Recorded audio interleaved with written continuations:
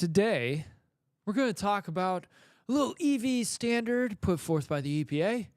We're going to talk about boycotting Disney. And of course, they're out to censor you. All on the Self-Evident Podcast.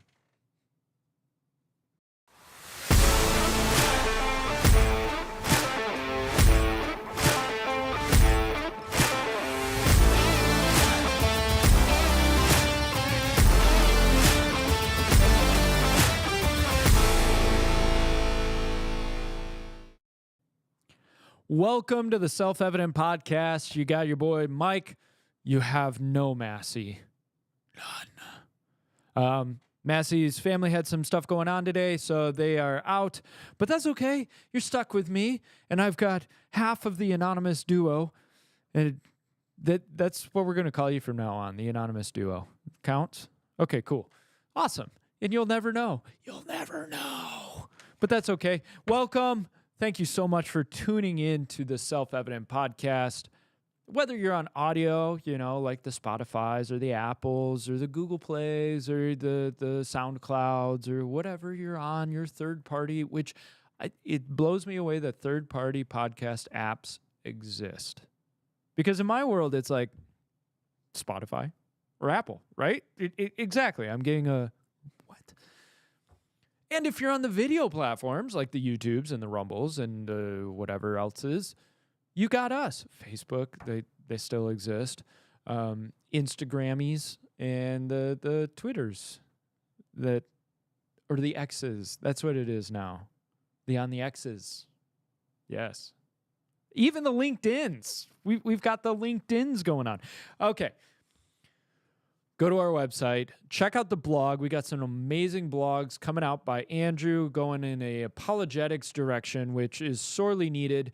And Self-Evident is kind of sensing we've got an apologetics lane that we're going to be opening up and growing, especially because Self-Evident will be at an youth apologetics conference circuit. And Massey's going to be talking this next one. He's actually going to be talking about why would a good God allow suffering?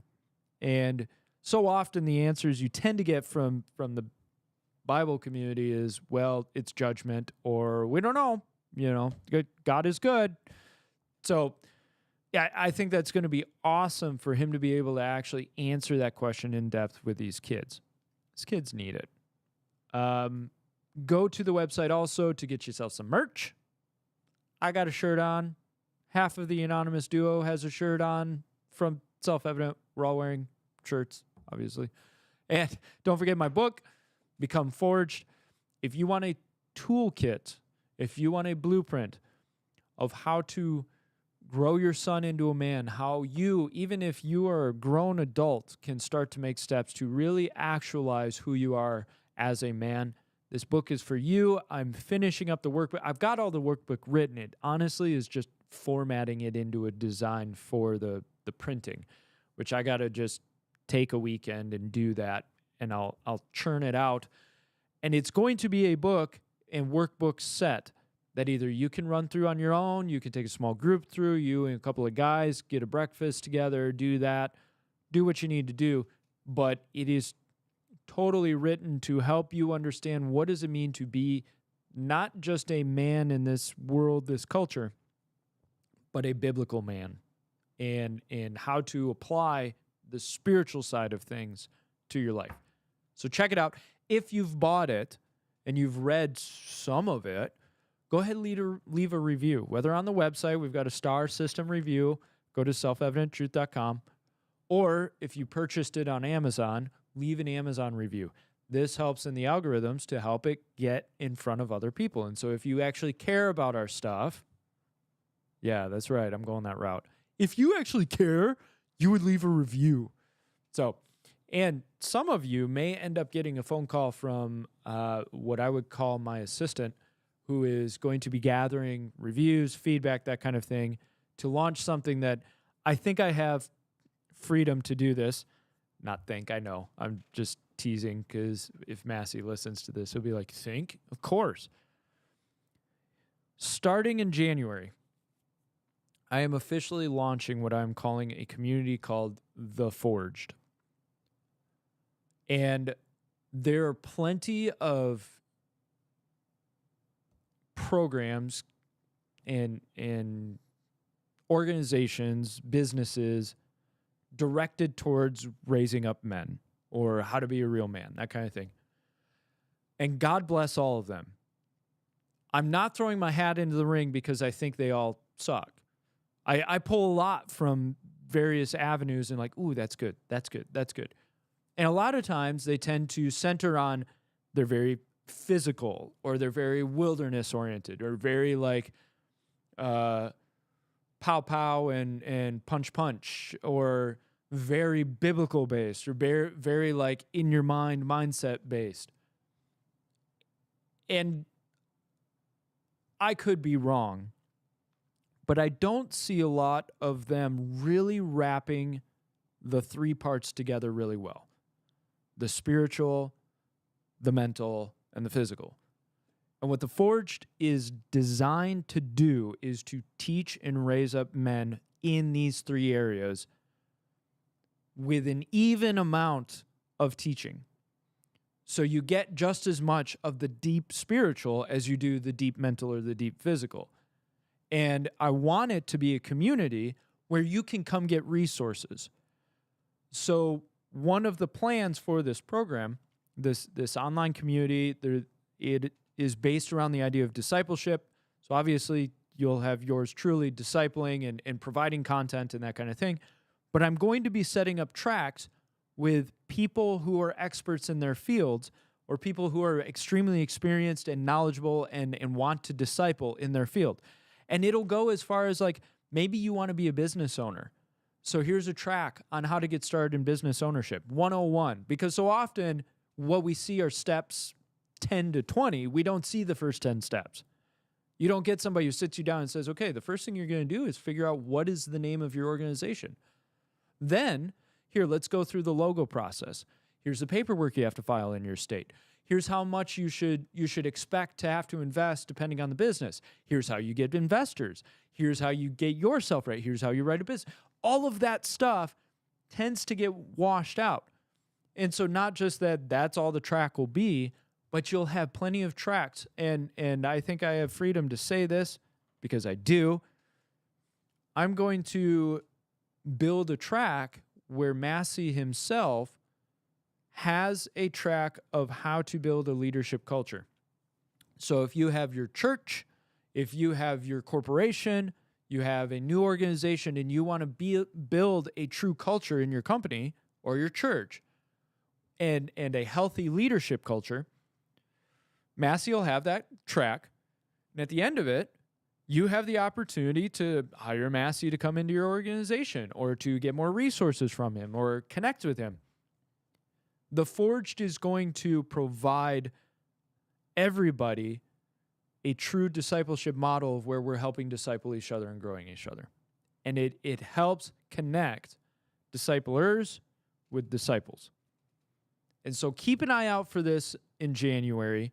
I've got a lot of stuff that I'm trying to put together behind the scenes. It's not going to start out massive. It's going to start out smaller and it's going to grow. I'm going to do a podcast. I'm going to do online content, that kind of thing. As I'm building the website and building the community, you will have me available as far as discipleship and mentorship and connection and growth, as well as materials. As well as that, Self-Evident is going to be ramping up some stuff. We're going to be ramping up some curriculums. We're ramping up our apologetics direction. We got a lot going on. So I know this is a long intro to tell you all this stuff, but I wanted to get all of this out there. Keep an eye out for what Self-Evident is doing and for The Forged. So, are we ready to get into it? We're ready. Okay, number one. The House votes to overturn Biden's EV mandate. I don't know if you have seen this. This caught me, and you'll see why. Okay, this is a quick lesson in how screwed up our system really is.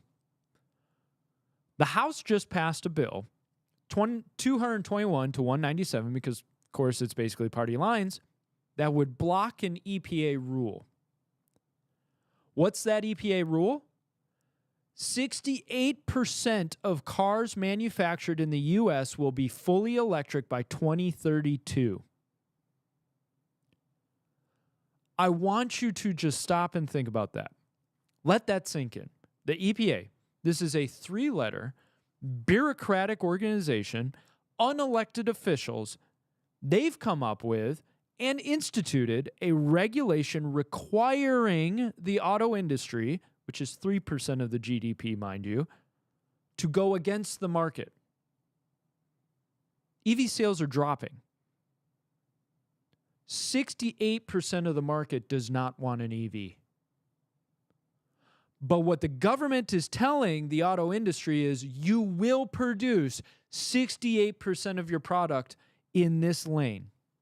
This type of product is what you will produce, or else we'll come at you with fines and seizures and prison time for your CEOs.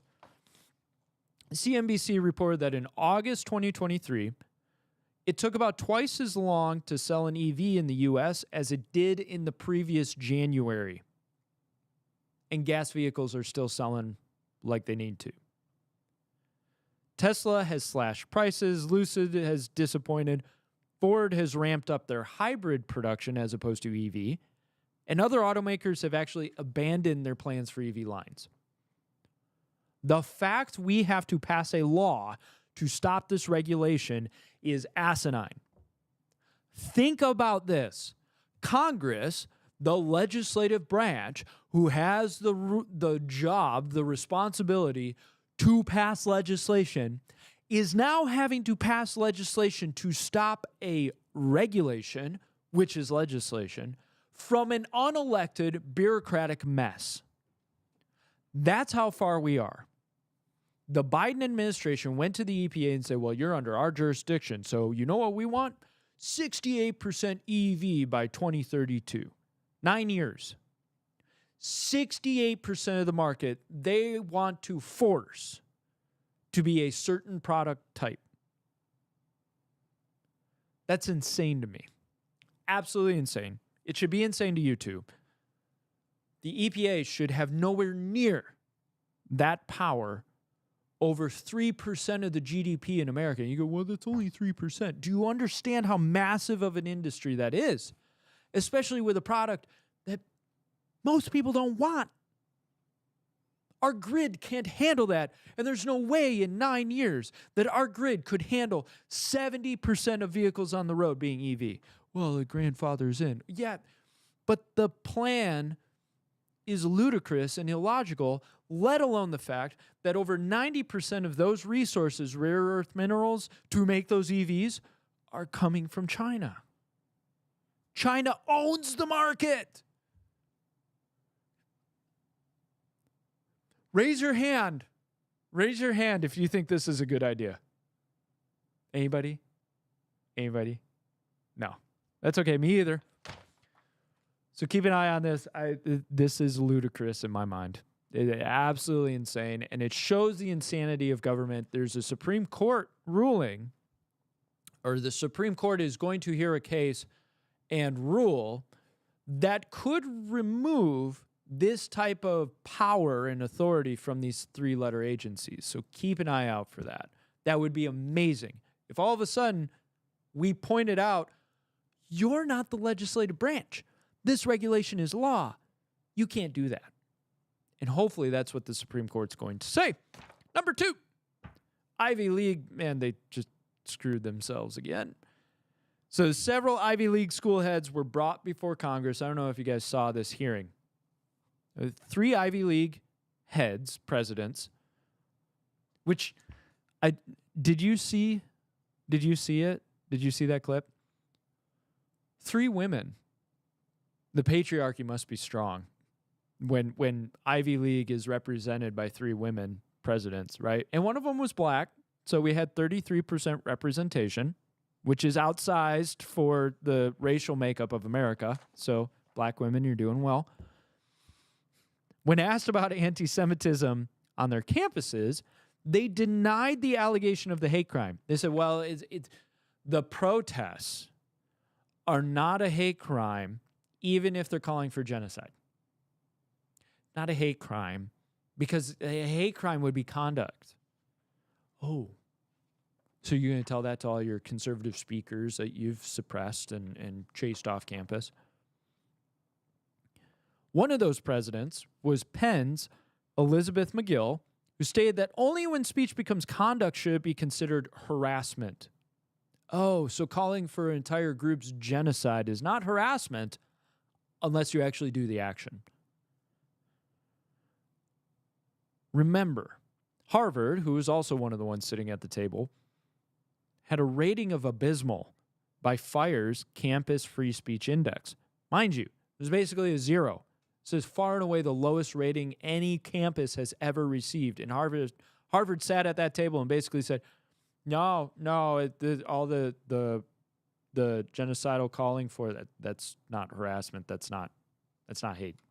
That's just speech. But Penn is getting pushback. They lost a donation of $100 million over this situation. This single situation. Ross Stevens, founder and CEO of Stone Ridge Asset Management, is withdrawing a gift of limited partnership units with his company. Not just that, but the Penn board held an emergency meeting after the governor blasted the president's comments, and the board of Penn's Wharton Business School is calling for President Liz McGill to resign. And this Wharton School of Business, the board, extremely influential, extremely powerful, is pointing the finger at going, you screwed up. I hope that everybody who hangs their hat on this whole support the pro-Palestine down with Israel movement, I hope everybody who hangs their hat gets burned by it. I hope every single one of them, go ahead, make your stand, but know that the consequences are there. And I hope you get burned by it, because you've pointed the finger, especially at conservatives, for years, especially the Trump supporters, and called them anti-Semites, called them Nazis, called them genocidal maniacs. So you threw down the gauntlet, and you put yourself in that position. And now you're going to, with a straight face, support a movement that flat out calls for supported the actual action of genocide against Israelis. Have we forgotten what happened on October 7th? Have we forgotten that? No. Unless it kind of stands in the way of the narrative that you want to put forward that they're just freedom fighters. So thank you, Market, for punishing Penn. I hope Harvard gets punished as well. Number 3, boycott Disney. Hashtag boycott Disney. Go for it. Do it. This grows on X because Elon Musk is a champion. I'm not saying he is God's anointed. I'm not saying he's sent to save the world. None of that. I'm not even saying he's a great guy. I've heard all this stuff about him, right? But I love that he does not take crap. We're not used to that. We're not used, and Trump was one of the big things about Trump, and the whole reason people stuck by him all the way through and continue to stick by him is he doesn't take crap. He doesn't apologize for the accusations that are levied at him. Now, Trump, I don't think ever really apologizes. And maybe I'm wrong somewhere, but and that's something where if you want to get into self-evidence position where we have gotten flack is because we've kind of held his feet to the fire and said, like, okay, you shouldn't have done that. You shouldn't have done this. Where's the apology? But it goes forward in pride, right?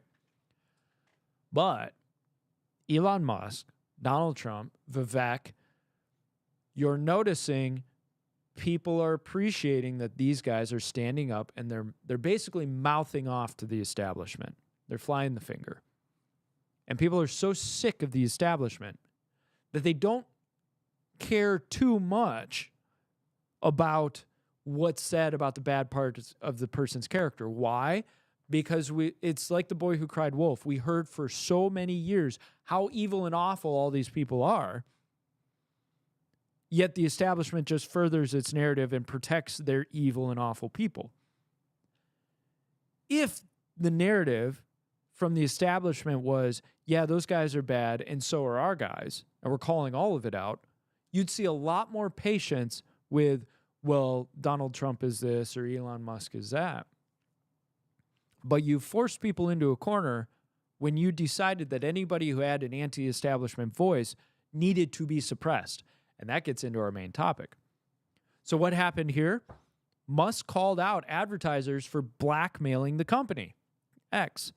This includes Disney CEO Bob Iger, who Musk addressed after telling advisors to go F themselves. I'm a Christian. I don't want to use that language, but I'm not going to tell him to stop. Iger is included in a campaign to stop advisors on X because of anti-Semitism.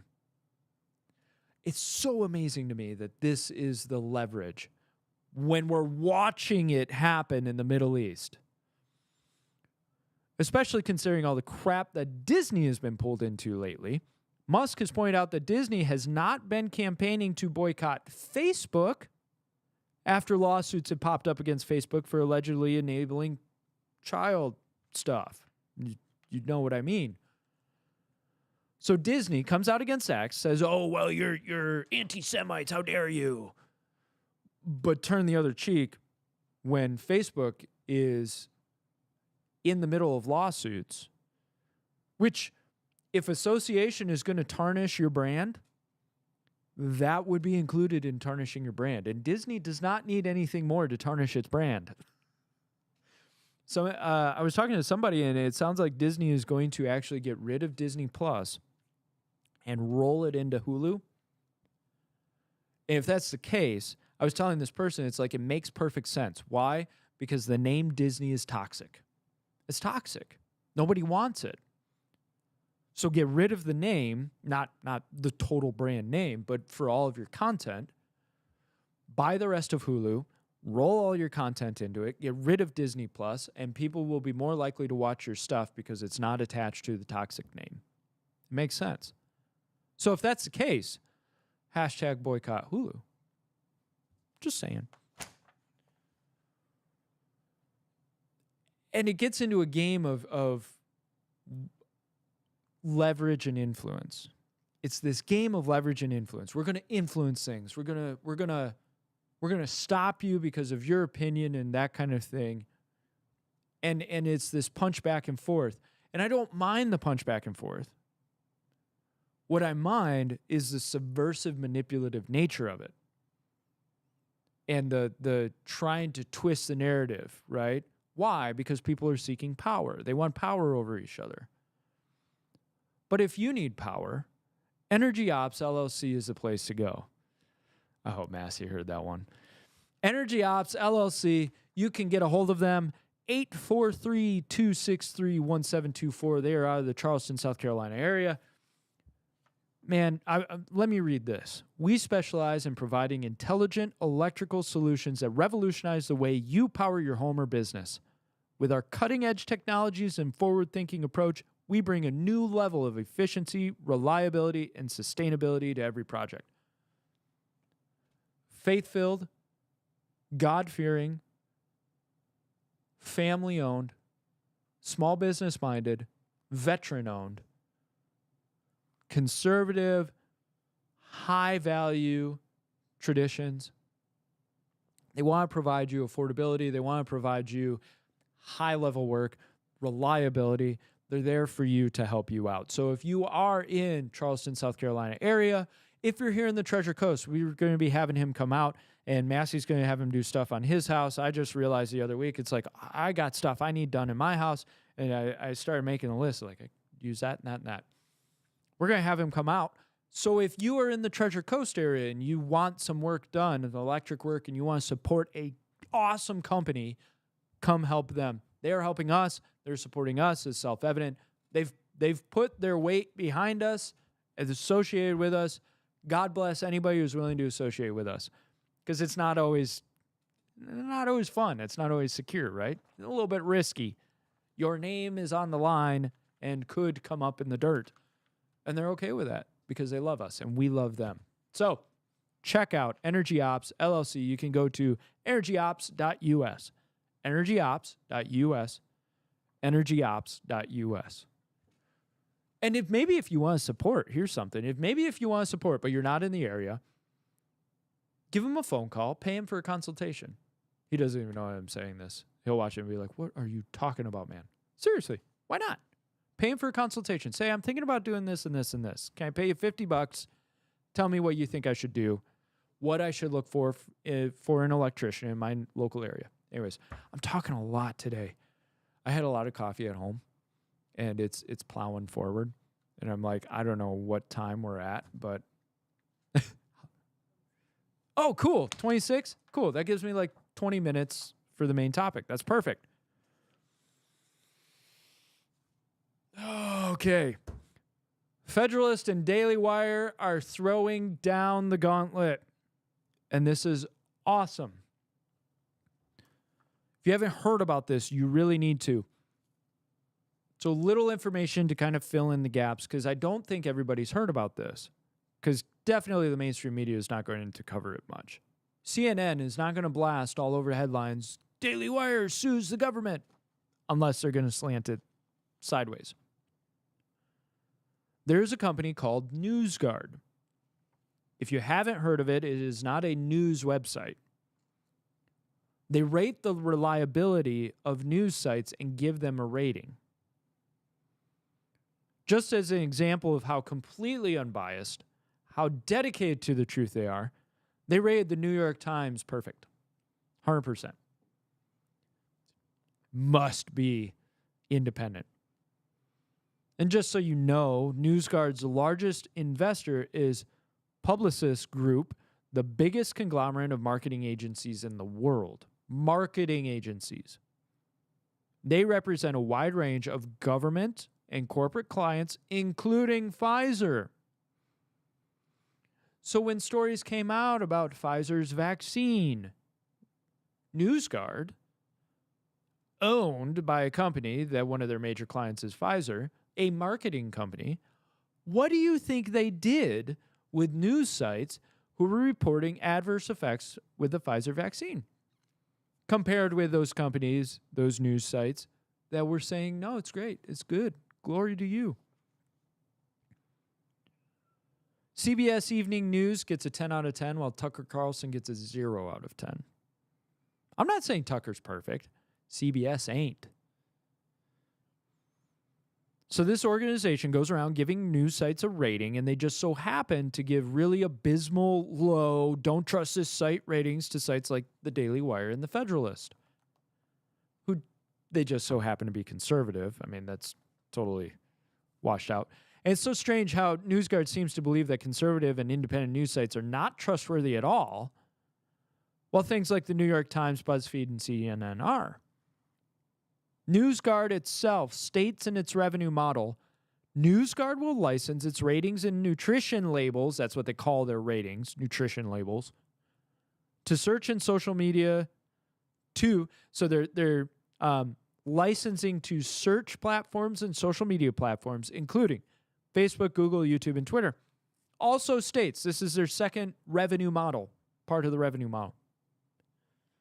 We are also licensing our white list of legitimate news sites to advertisers, which will cut off revenues to fake news sites. You see what they did there? Oh, we're going to produce a whitelist site. Inherent in that is, oh, by the way, we'll cut off revenues to fake news sites, aka a blacklist.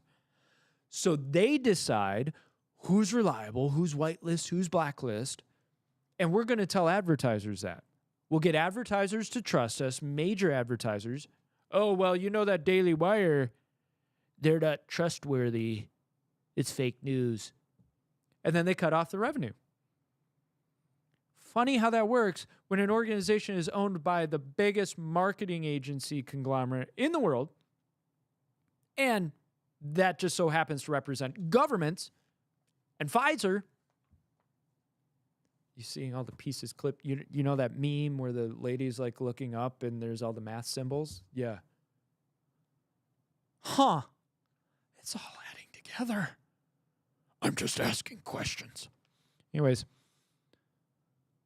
so here's where it really gets nasty. The lawsuit actually didn't begin with the state of Texas, Federalist, and Daily Wire, and NewsGuard isn't the only one being sued. So until now, we've been talking about a private organization. Back in October, liberal, anti-establishment investigative site Consortium News filed a suit against the United States of America, as well as NewsGuard. Why? Why the U.S. if NewsGuard is a private organization? What does the U.S. have to do with this? Only that the accusation is that NewsGuard is in league with the government for a state-funded intention to label, defame, and stigmatize media organizations that oppose, in quote, oppose or dissent from American foreign and defense policy. If you dissent from American foreign policy, from American policy, we must stop you.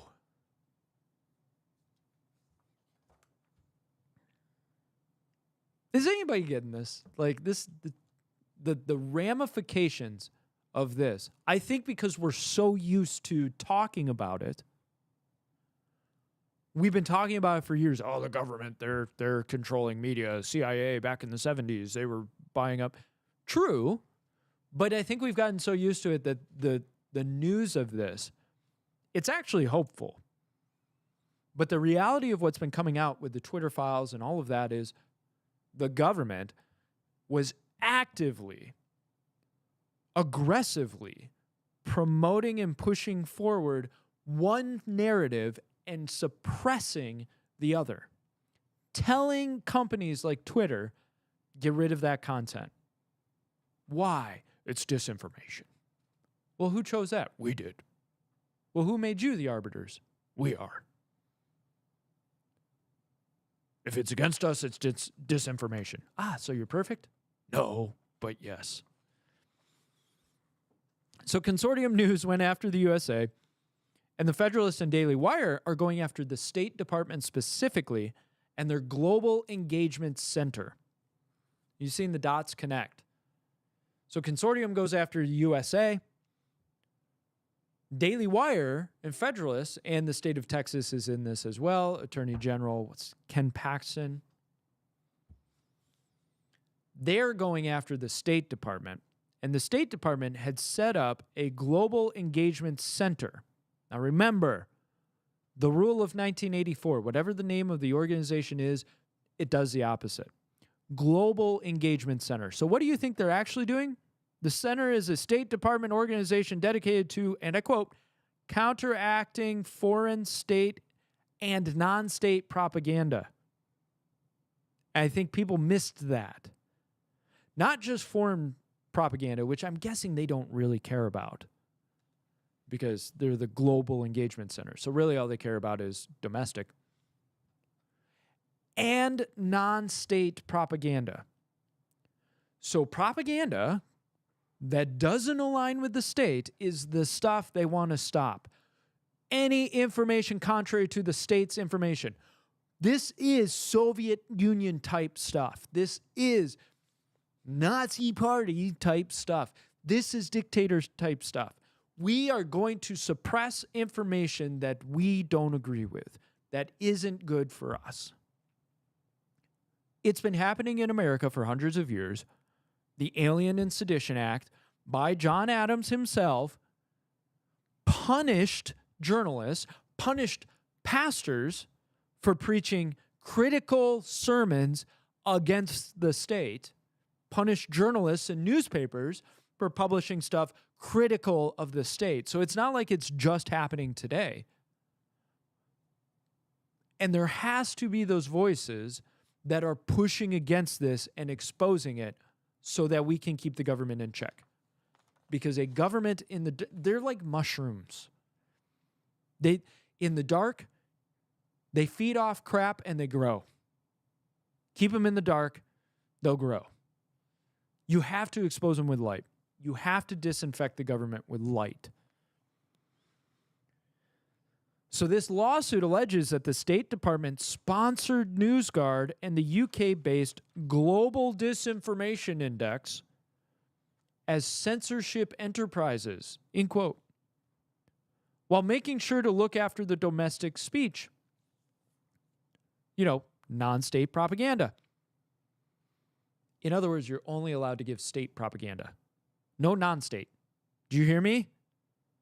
Anonymous, you can only give state propaganda, no non-stuff. Deal? Okay, good. Global Disinformation Index says one of its goals is to defund disinformation. Sounds familiar. Uses a dynamic exclusion list. This list determines which companies need to be starved of ad revenue because they've been deemed, and I quote, morally reprehensible or lacking redeeming social value. Can you throw up that slide of the list? I want you to look at this list. Those riskiest sites lack redeeming social value. Daily Wire looking at you. Zero Hedge looking at you. Federalist looking at you. But BuzzFeed has redeeming moral value. Have you seen some of the articles that came out of BuzzFeed? They're closed now, but, horrific, awful stuff. Kind of like Cosmopolitan. It's like, what are you even publishing anymore for? As a note, and I want you to hear this because this is ray of light.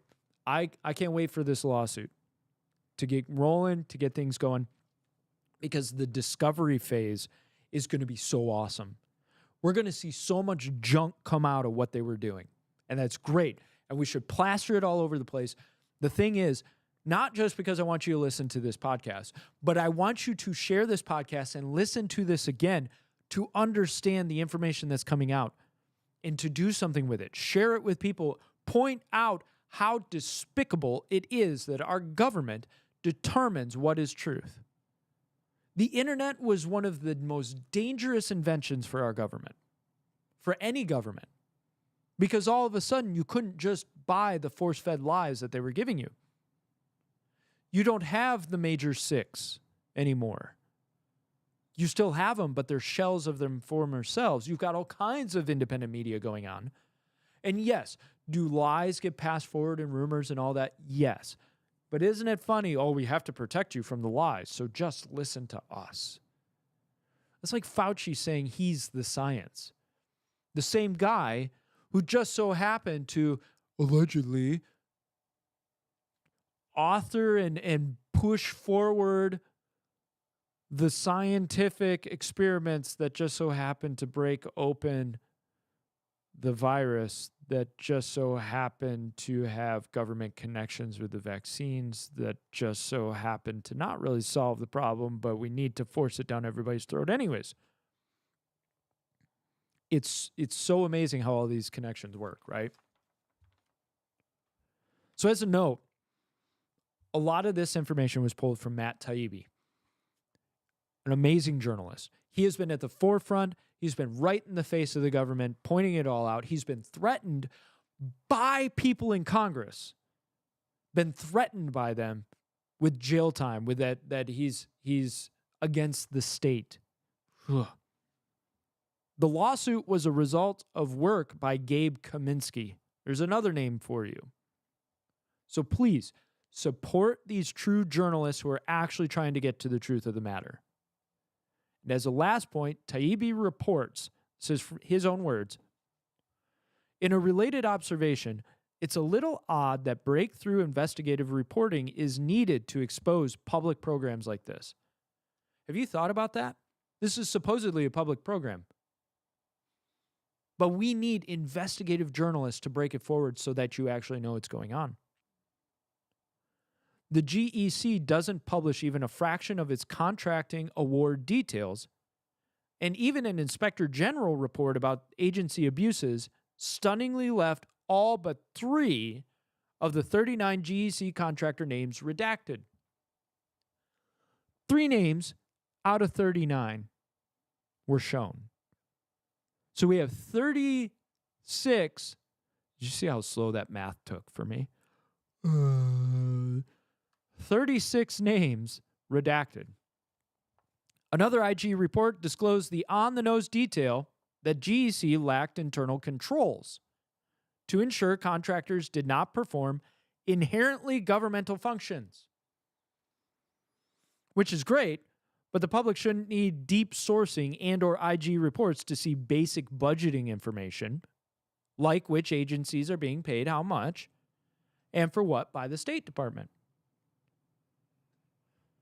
Now, I get asked all the time about good journalists. Who's a good journalist? Who should you listen to? Who's doing the real work? I have a very short list. There's more, but these are names that when I hear them, I'm like, oh, okay, trustworthy. Matt Taibbi, Michael Schellenberger, Jonathan Turley, Tim Pool, Glenn Greenwald, Gabe Kaminsky. Are they always right? No. But are they looking for the truth? Yes. And that's what you need, is you need somebody that you know is at least wanting the truth. And I get it. So many news sites are biased. All of them are. All of us have our swing, our bias, our lack of 100% accuracy. But there's a difference between, okay, yeah, that was wrong, even though that's my side, and, well, I've got to protect that because that was wrong and it's my side. I think people's pride gets wrapped up into it. Oh, my side wouldn't do that. We can't do that because that makes us look less than holy.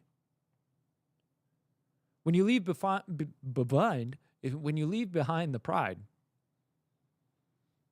and you walk in humility, what you find is you're more reasonable to accepting the truth even if it hurts.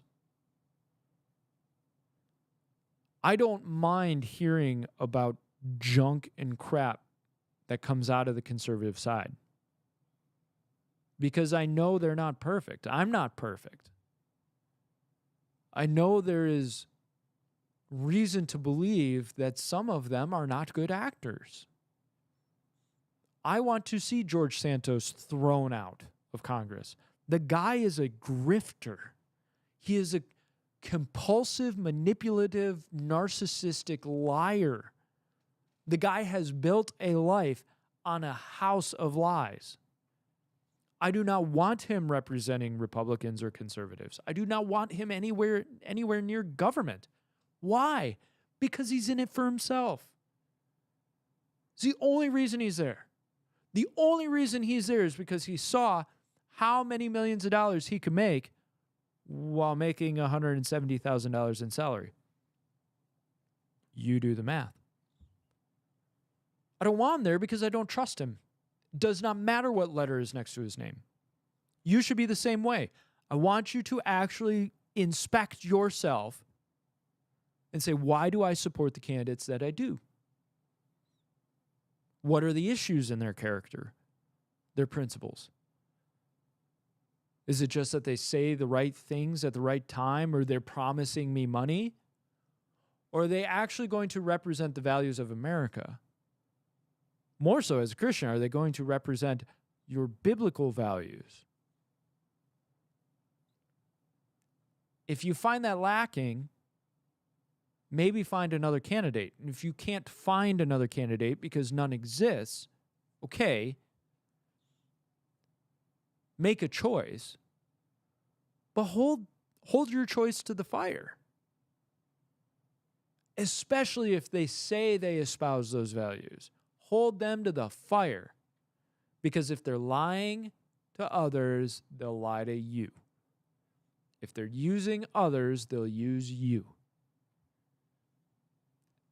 As we ramp up the election process and campaign season, so vital for you to actually do your due diligence and understand, who am I voting for?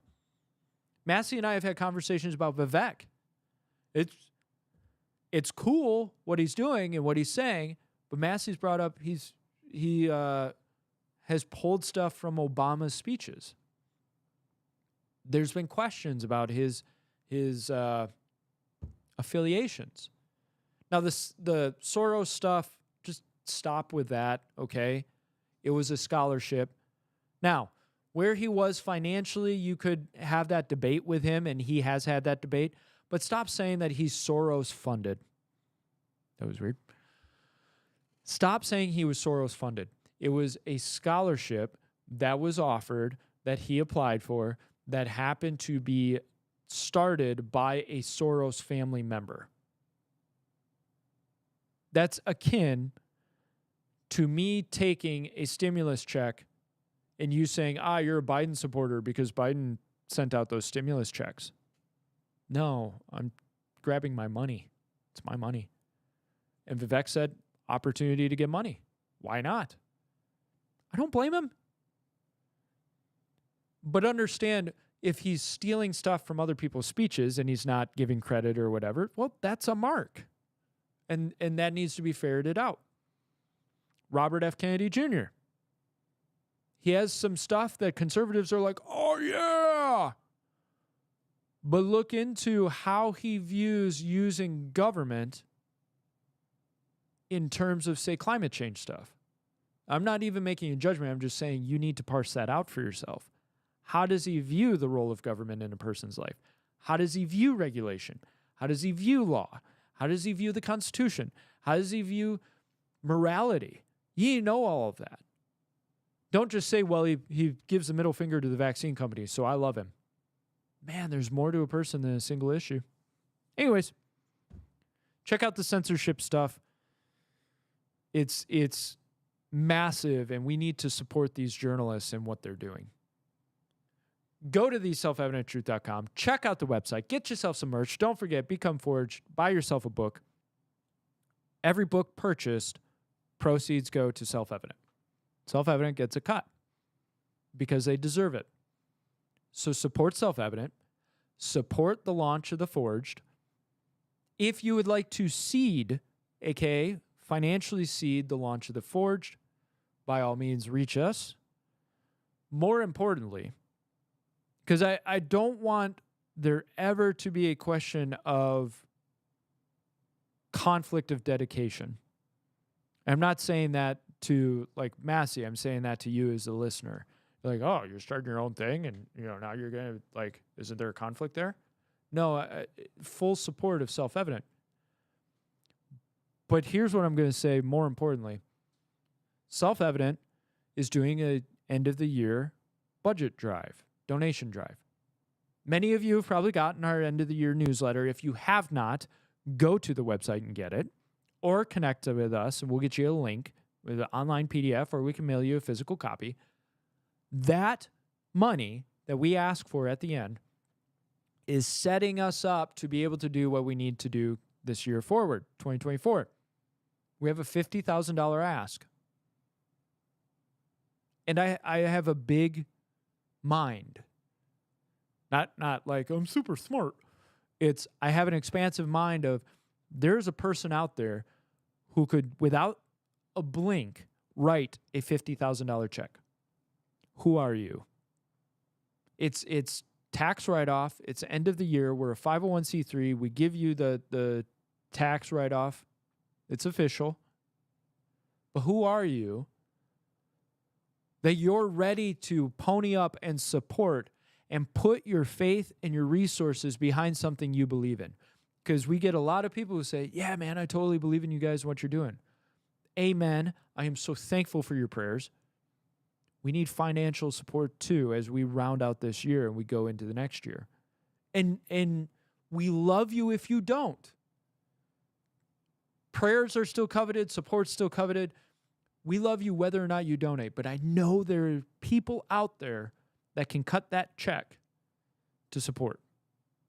And I'm challenging, saying it's time, guys. It is time for Self-Evident to march forward.